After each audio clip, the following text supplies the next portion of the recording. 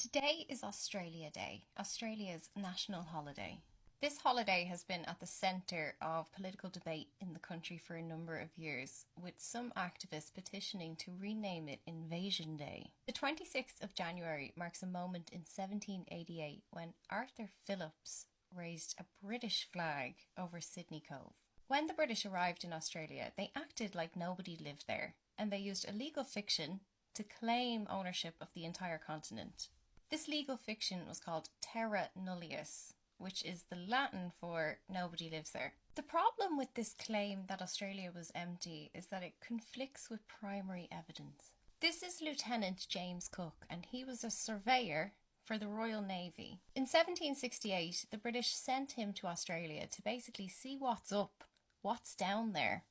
Is it worth pursuing? Is it worth sending manpower? His orders were to search and document this undiscovered southern continent. His orders were specific and are documented in the National Archives in Britain still. His instructions were, when you find land, map the coastline and document the temper, disposition and number of natives. He was instructed to cultivate friendship and alliance with them. Had these early surveyors done what they were asked to do and documented the existence of humans on the continent, the origin story of Australia might look very different. Despite drawing pictures and documenting how many they'd seen, they still pretended that nobody lived there.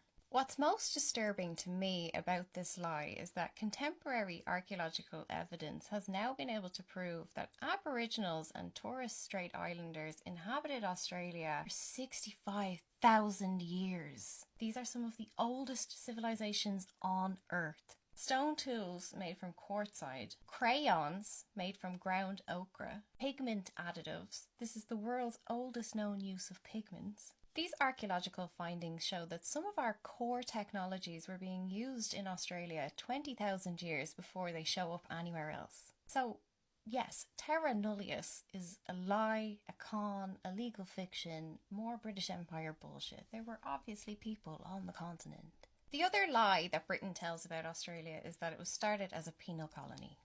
The story you've probably heard is that Britain needed to export all of its criminals. Prisons were full, and the Americans weren't accepting convicts anymore after the revolution. Australia was empty, Britain needed somewhere to put these people. Problem solved. That story skips an important step. Who defines what's criminal? Why did Britain have so many criminals? Because it had criminalised poverty. The story of colonisation starts with enclosures. Enclosures in England dispossess people, strip them of their assets, make them poor. Then the Vagrancy Act criminalises the behaviour of poverty. Being homeless was a crime that could get you sent to Australia. Begging was a crime. Wandering without visible means of substance was a crime. To quote the Vagrancy Act of 1824, every person wandering abroad or placing himself or herself in any public space, street, highway, court or passage to beg or gather aimlessly shall be seen as idle and disorderly and a criminal. So why did Britain want to criminalise and export all of its poor people? And why are these early penal colonies conveniently located near resources that you can extract? The raw sequence of events here is that they first send surveyors to map out all of the land. They think about what it's going to take to build the extraction economy in the colony.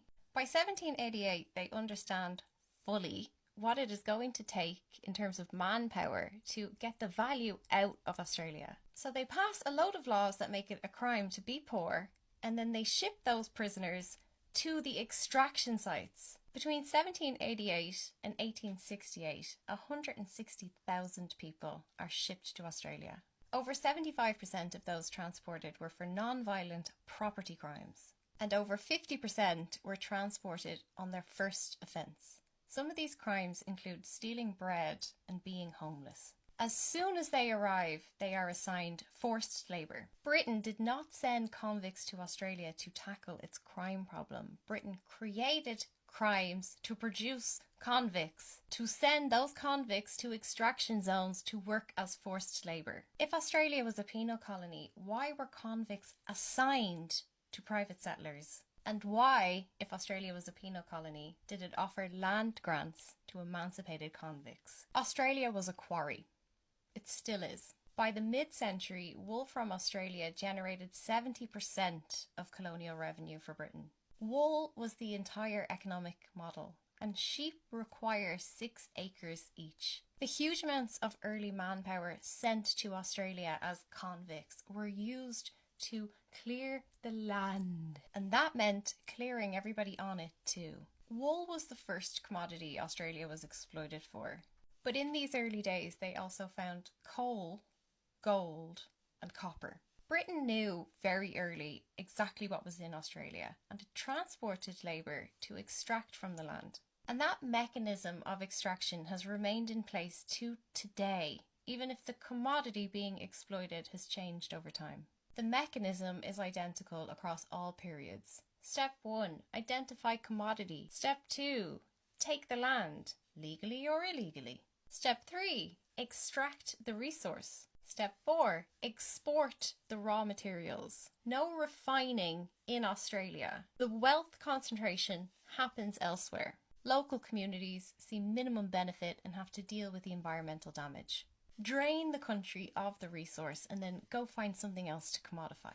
Whether it's wool, gold, coal, or today iron ore and lithium. This colonial structure, the extraction capitalist model, is still the active governance structure of Australia, regardless of what independence you think you're celebrating on Australia Day. Australia exported $117 billion worth of iron ore in the year 2023.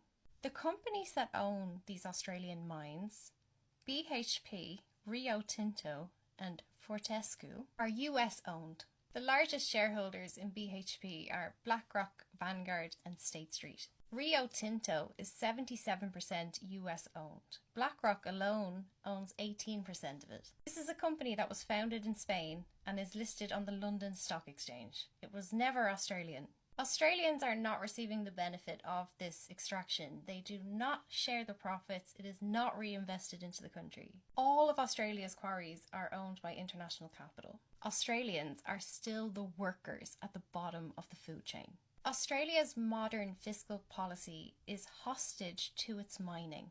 Disclosed figures show mining companies lobbying the Australian government $500 million in 10 years. That is just what's disclosed. Australia is dependent on the small amount of tax revenue that it receives from these US mining companies. Australia is not poor. It has abundant resources. But abundant resources in a quarry economy does not mean you're free. Foreign investors still exploit Australia using the empire's structures.